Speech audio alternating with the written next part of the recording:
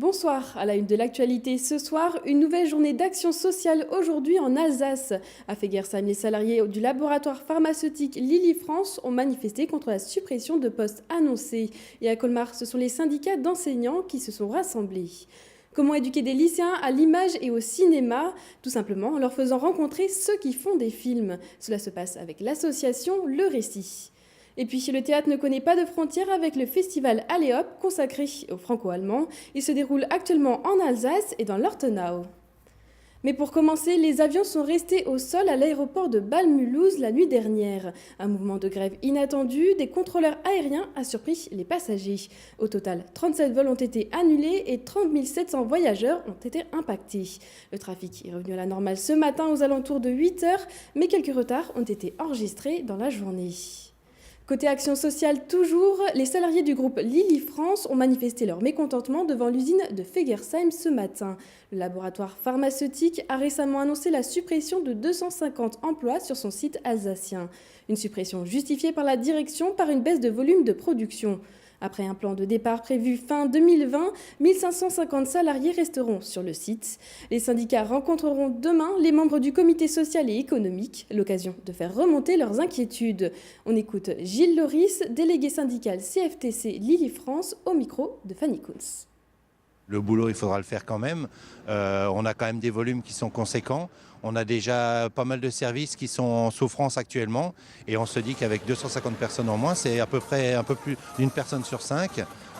Les conditions de travail vont être fortement dégradées. Mes inquiétudes sont par rapport à mes conditions de travail. Donc avec déjà actuellement un manque de personnel dans certains services, avec 225 emplois en moins, les conditions de travail pour les gens qui restent seront dégradées. Alors on nous annonce évidemment qu'il y aura des bonnes conditions. Pour l'instant on n'a rien vu et on ne lâchera rien dans les négociations, même pour les gens qui vont partir, parce qu'on veut leur garantir les meilleures conditions qui puissent exister sur le marché. Et puis, autre manifestation, cette fois-ci à Colmar. Les drapeaux des syndicats se sont levés devant l'hôtel départemental du Haut-Rhin. Alors que le conseil départemental de l'éducation planchait cet après-midi sur le projet de carte scolaire de la rentrée 2019. Bilan du conseil des ouvertures, mais aussi des fermetures de classes, comme à Witzenheim et Cernay par exemple. Plus d'explications avec Jean-Marie Kölblen, syndicaliste FSU. Les conséquences, c'est que dans le rural, beaucoup de classes de grandes sections CP, un double niveau très compliqué pour les élèves, très compliqué pour les enseignants, qui ne va pas favoriser la réussite scolaire. En collège, il y a 163 élèves supplémentaires qui sont attendus et les dotations des établissements sont en baisse. Nous perdons l'équivalent de 9 postes d'enseignants, ce qui se traduira par des effectifs plus chargés en classe, mais également des remplacements non assurés, des collègues parfois sur plusieurs établissements et un recours accru aux contractuels.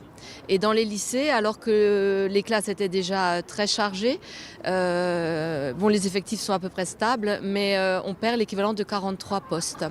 Et donc les classes à 35 et plus d'élèves resteront à peu près partout la norme. Éduquer les nouvelles générations au 7e art, c'est l'ambition du dispositif lycéen et apprenti du cinéma. Depuis 20 ans, l'opération s'est agrandie et aujourd'hui, 75 lycées y participent en Alsace. Au programme de l'année, visionnage de films et rencontres avec des professionnels du cinéma. Dans l'hémicycle de la Maison de la Région aujourd'hui, les lycéens ont rencontré la réalisatrice du documentaire « Je suis le peuple ». Et puis, jouer entre la langue de Goethe et celle de Molière sur une scène de théâtre, c'est possible avec le festival franco-allemand Allez Hop, organisé par le Bâle-Nouveau Theater. Reportage lors d'une représentation devant plusieurs centaines d'enfants au centre culturel Marcel Marceau au Neudorf, Adeline Piron et Fanny Kunz.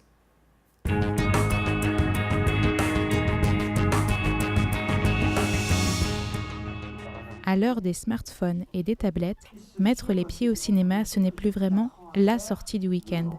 Alors pour attirer les jeunes vers les salles obscures et éveiller leur regard critique, l'association d'éducation aux images Le Récit a mis en place le dispositif lycéen et apprenti au cinéma.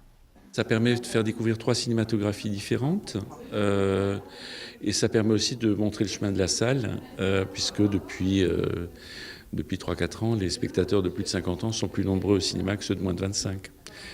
Et très souvent, d'ailleurs, dans le cadre de ces dispositifs, il y a beaucoup d'élèves ou d'apprentis qui vont pour la première fois au cinéma voir un film. Et ça permettait en même temps de donner les codes du documentaire, de bien expliquer ce qu'est un documentaire. Étape 1 pour les lycéens, analyser un film documentaire en cours avec leur professeur.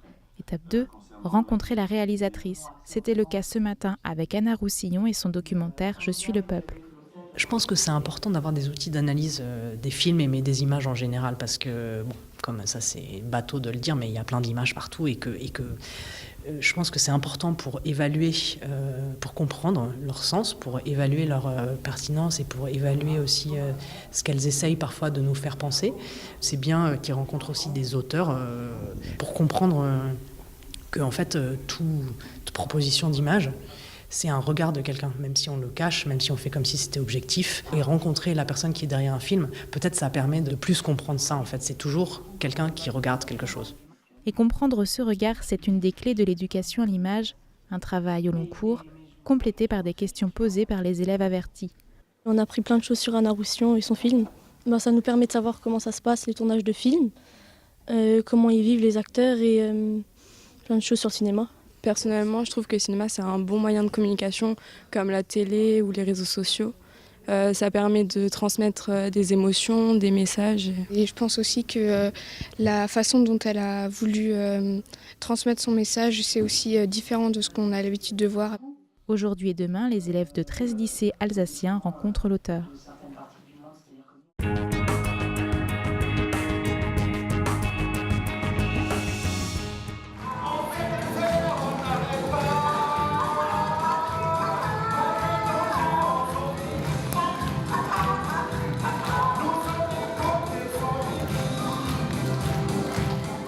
Les pompiers mettent le feu à la scène du centre culturel Marcel Marceau, mais pas d'inquiétude, ici on ne craint rien.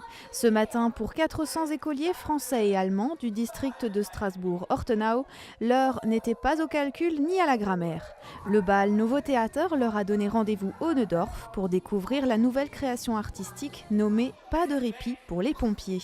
Comme à son habitude, la compagnie met en avant le théâtre bilingue. Bei den Feuerwehr wird der Kaffee kalt, de son nom allemand, est une adaptation d'un album illustré germanique. Elle mélange clownerie, chant et théâtre, le tout en français et en allemand, et même en alsacien parfois.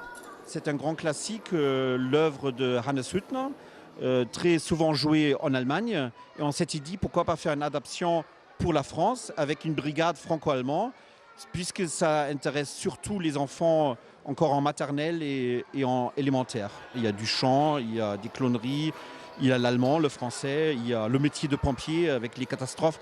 À chaque fois que les pompiers, la brigade franco-allemande se réunit pour faire une pause, il y a tout de suite l'alarme qui se déclenche. C'est pour ça en allemand, le titre c'est « Bei der Feuerwehr wird der Kaffee kalt ». Donc le café, on n'arrive jamais à le boire chaud. On a une grande expérience de faire des pièces bilingues depuis 2005. On fait surtout pour un jeune public des productions dans les deux langues. Et c'est d'une manière ludique d'enthousiasmer les enfants pour l'allemand, les petits français pour l'allemand et les petits allemands pour le français. La pièce s'inscrit dans le cadre du festival Allez Hop, qui a débuté au mois de janvier. Elle est visible dans une dizaine de communes alsaciennes et badoises jusqu'à la fin mars.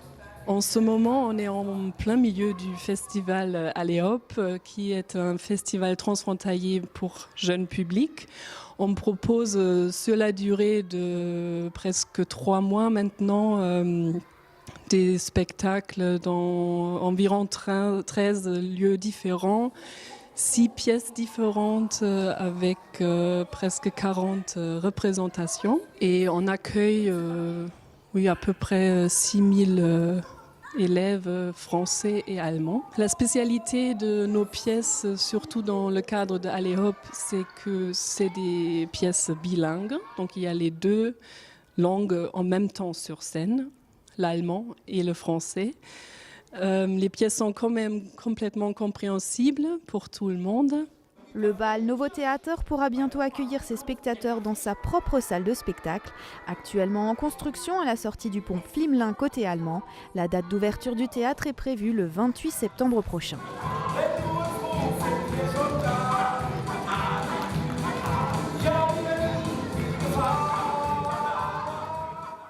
Les sportifs tricolores mis à l'honneur réunis hier soir à l'INSEP, l'Institut national du sport, de l'expertise et de la performance. Les médaillés d'Europe et du monde 2018 ont été salués lors de la traditionnelle soirée des champions. Parmi eux, quelques Alsaciens. Nora Boiriwa est partie à leur rencontre.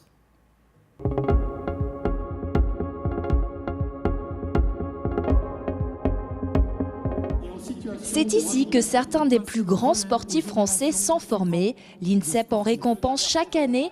Parmi les champions 2018 mis en avant hier soir, il y a par exemple Charlotte Lembach. Cette escrimeuse strasbourgeoise a remporté avec ses coéquipières la médaille d'or au championnat du monde en Chine. Ça faisait 11 ans qu'on courait après un titre de championne du monde.